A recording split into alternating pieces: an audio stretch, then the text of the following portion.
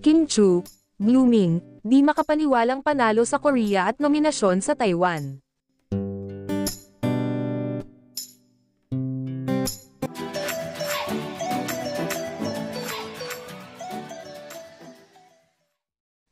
Hindi makapaniwala ang aktres na si Kim Chu na panalo siya sa 2024 Seoul International Drama Awards.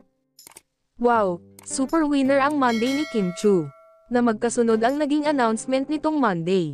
Winner siya ng Outstanding Asian Star Philippines sa Seoul International Drama Awards 2024 at nominated siya for Best Female Lead in a TV Series at the Contentation Awards sa Taiwan. Nakasungkit nga ng 6 na nominasyon ang ABS-CBN sa 2024 Contentation Awards, na kumikilala sa mga mahuhusay na mga programa, pelikula, at pagganap ng mga artista mula sa iba't ibang bahagi ng Asya. At nangunguna sa listahan si Kim bilang Best Female Lead in a TV Program nominee sa hit Dreamscape serye na Linlang, habang nominado naman sa Best Male Lead si Arjo Ataide para sa kanyang pagganap sa psychological thriller na Katleya Killer. Nagpahayag ng pasasalamat ang aktres na si Kim Chu sa pagtanggap ng nominasyon bilang Best Female Lead sa isang TV program, series sa Contentation Awards 2024. Nakuha niya ang nominasyon para sa kanyang makapangyarihang pagganap sa hit drama series na Linlang.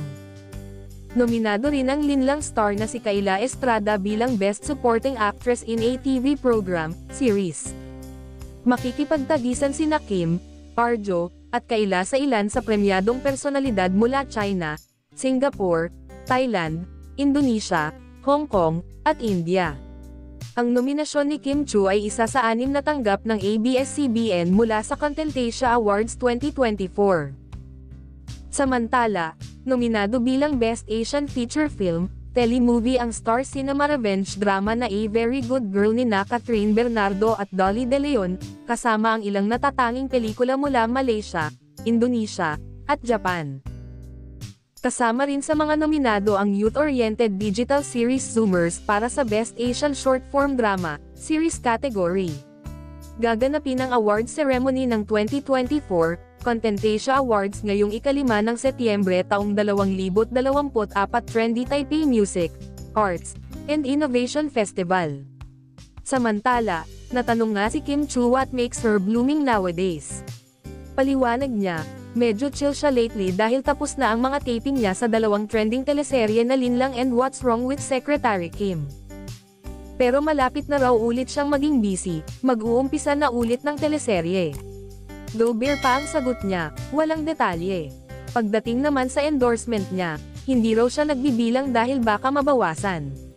Basta aniya, grateful siya sa maraming blessing na dumarating sa buhay. Matagal nang pinamamangha ng Chinita Princess ang madlang people sa kanyang show-stopping na ganda, sa pelikula man o sa telebisyon, mula pa noong siya ay teenager.